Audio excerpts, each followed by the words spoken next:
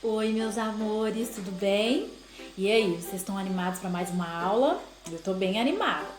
Na aula de hoje, a gente vai falar sobre gráficos e tabelas.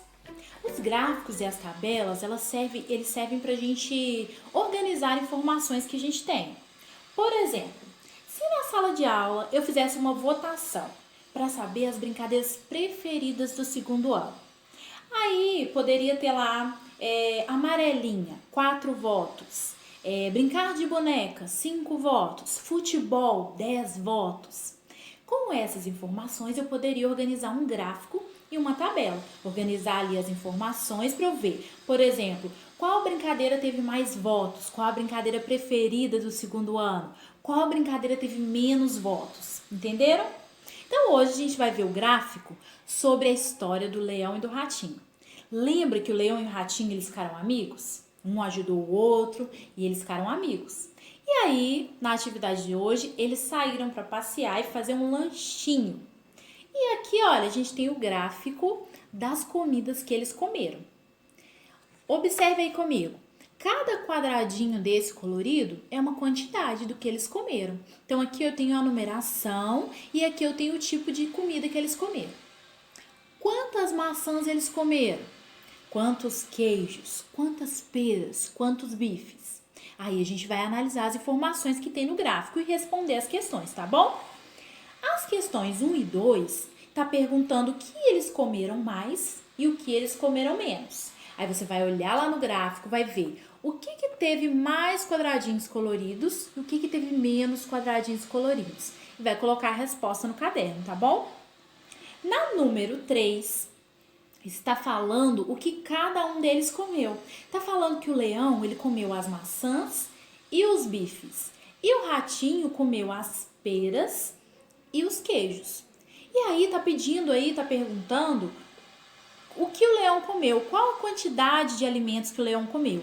Olha, eu montei aqui já a continha para vocês, só para poder vocês terem uma ideia aí para fazerem no caderno, tá bom? Então você vai colocar lá quanto de bife ele comeu, quanto de maçãs ele comeu, coloca o número maior em cima, o número menor embaixo, monta a operação no caderno e resolve. E aí coloca a resposta, tá bom?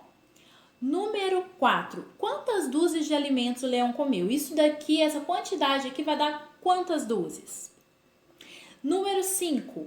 Agora some a quantidade de alimentos que o ratinho comeu. O ratinho comeu a pera e o queijo. Aí você vai colocar lá, olha, o queijo e a pera. O número maior em cima, o número menor embaixo. E vai ver quanto que ele comeu.